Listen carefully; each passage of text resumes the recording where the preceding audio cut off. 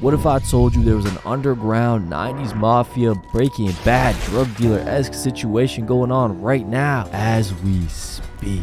But get this, instead of cocaine strippers and shootouts, it's run by high schoolers delivering vapes in their mom's minivans. Huh? You know about this already. You see these kids on Snapchat and Instagram posting stories about delivering vapes every single day? Well, damn. I guess you just click off the video. I've seen kids getting jumped, dudes getting sent to the hospital, their pants getting stolen on video. And on top of that, a fucking shadow man is running the vape ring operation from the comfort of his own home. I'm about to expose this grown ass man and tell some wild stories in the process. So enjoy. This is the motherfucking Coco Melon Kids Bop Mafia. Fuck, that was ass. I can't really think of a better name right now, but I can think about better times. The year was 2018. The sun was shining, Snapchat stories were filled with Fortnite W's, and sexy red didn't exist yet. All was right with the world. But little did xoZero know, a little dick-shaped suckable device was gonna take the country by storm. And that little dick-shaped suckable device was called the vaporizer. So I never actually planned on owning a vape, like, ever. But I guess on this specific day, fate wasn't fucking with my prerogative. Or my lungs. Or my brain. Fuck, maybe fate just wanted to pack me up, bro. Let me explain how I ended up copping a vape. So, I was withering away in math class, daydreaming about Kevin the fucking Q, when BAM! The kid in front of me pulls his chair up to my friend's desk, and they start yapping about this crazy new and improved vape or whatever. And I'm overhearing their conversation. And what I'm hearing is this new vape is better in every single way. Talking about they're small, quiet, and cheap as hell. That's just how I like them. But one of those three words specifically stood out to my broke, poor ass. Cheap. Cheap was the word, bro. It was the word cheap. Same here. So I had to know. How cheap are we talking? So I butt into the conversation, and the guy trying to sell the vapes, whose name is Arnold, by the way, tells me they're $2. Fuck, but that's just a toonie, you know.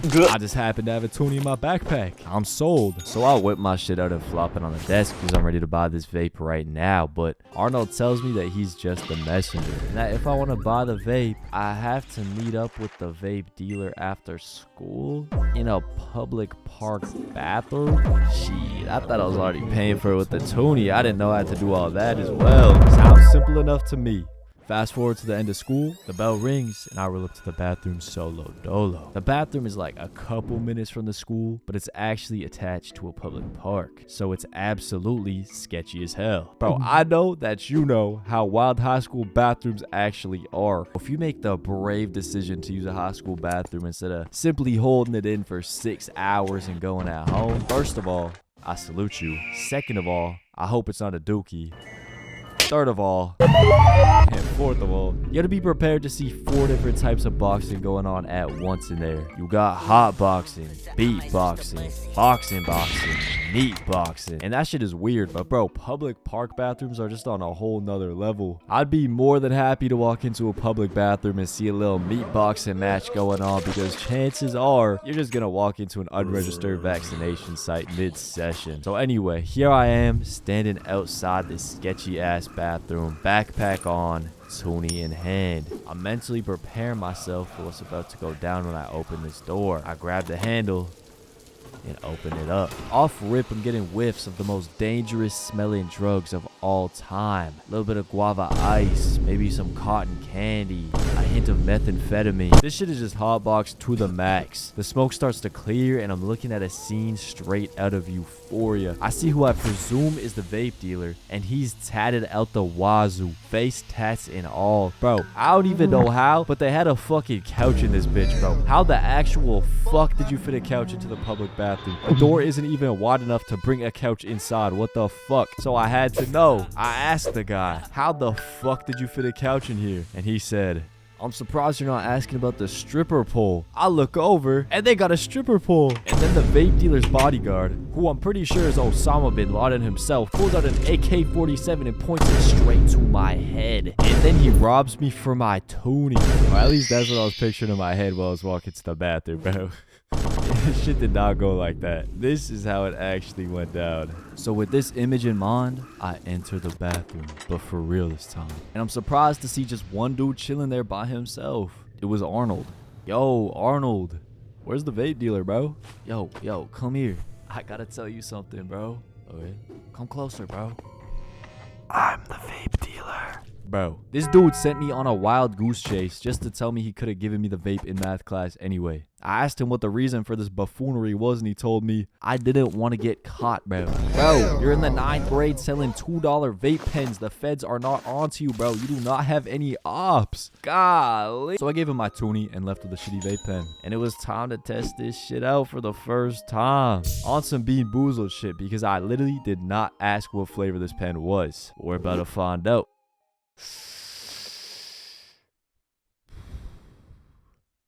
Pennies. This shit tasted like straight pennies. So I go home feeling absolutely scammed and do as we all do when we're sad. Distract myself by infinitely scrolling on social media. But not even that worked, because right away I'm greeted with a post about a kid who lost half his face due to a vape pen exploding in his mouth like he's Lana Rhodes. Okay, that was fucked up. But that shit was enough to fucking scar me, bro. I literally ran out the house and threw my vape into the nearest bushes. Fuck that. Now, although we just established that vape dealers are about as dangerous as a kid with a lemonade stand on the side of the road, for some reason in my city, people take stealing a vape as the highest form of personal disrespect. Your spouse cheated on you with 5 dudes at once? Not that serious, bro. Your friend stole $1,000 from you behind your back and was one of the 5 dudes giving back shots to your twin flame? That can slide. Your vape gets stolen? Don't mind me, bro. That was just the sound of me putting down a 50% deposit on a hitman. If I told you the stories that I'm about to tell you without the context, you'd actually think it was over some meet the grams level of disrespect. So let's get into it. About a year or two after the story I just told you, 2 kids I know got into a brutal fist fight over a stolen vape. Thing is, it was a pretty one-sided fist fight because one of the dudes was wearing brass knuckles. And no, I did not take this from a 90s delinquent movie, bro. This actually happened at my school over a vape. But personally, I'd much rather get pulverized by some brass knuckles and sent to the hospital than be the dude in the next story. I was on a first date with this girl I'd been talking to for a little while. We had just finished getting some bubble tea and we're headed back to her house. And I can't lie, things were going smooth like butter. Until, on our way back, she points at a specific point on the road and says, "A dude was stabbed here." And I'm like, golly, well, that's fucking not very good. We keep walking. For context, I'm pretty far from home. I've never really been in this city before, but now I kind of know it's not a great place. But we keep walking until she points at yet another random spot. "A dude got jumped for stealing someone's vape here," she says. And I'm like, golly, well, I should probably be heading home. Actually, I have a video, she says. Let me show you. Now, although I make edgy jokes on the internet, bro, in real life, I am an easily disturbed dude. I really do not want to see this video, but it's too late now. So I'm looking at this cracked up Android phone screen, and luckily for me, I can barely see shit. Shout out to the bulldozer driver that must have run this phone over. But bro, just from the audio and the little bit that I can see, I can tell this is some 13 Reasons Why type shit. I want you to understand how crazy this was, but to make it less scarring, I'll animate it in MS Paint. Stop it. Yo, give us the vape, bro. Take it. Take off your clothes, little bro. No, please. Take them off, little bro. Yeah. This shit was over a vape. A vape. And that's not even the end of the story, bro. We keep walking and we finally make it to her house. I've been chilling there for a while now, but that shit is still plaguing my mind, so I had to ask her how the fuck she has that video. And she just casually tells me that the vape was hers. The dude in the video stole the vape from her. She told her big sister, and then her big sister got her thug friends to jump him, strip him, and record it to make her feel better. Now I'm tweaking the fuck out. I'm thinking if I upset this girl at all, I'm actually cooked. When I bought that vape that tasted like penis, when I bought that vape that tasted like pennies, times were a lot simpler. Nowadays, vapes are on some El Pollo Hermanos shit, on some actual multi-level marketing pyramid scheme, billion-dollar business mogul shit, but with kids. So, it's time to expose these motherfuckers. Since the day they were invented, vapes have always been branded as a way for adults to quit smoking. But in actuality, and I'm sure we all know it, vapes are actually targeted towards kids. And this is because an adult using a device temporarily in order to quit smoking means less recurring sales compared to a kid who's been neurologically addicted while their brain is still developing to a substance at a young age. That kid will most likely become a lifetime buyer, which for the kid means death.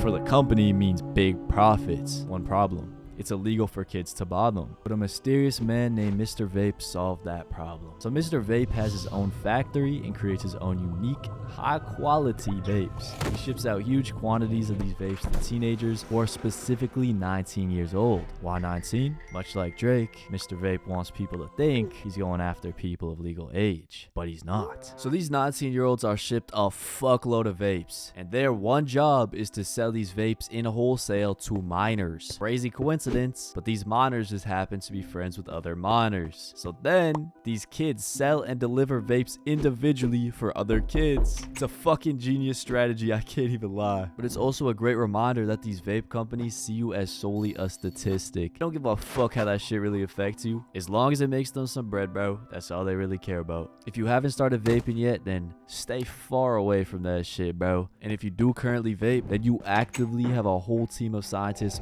preying on your downfall. Fuck them scientists, bro. Do not let them make another dollar off you. You got this shit. Love you. Also, my bad for not uploading. I got lost in the milk section again. My bad.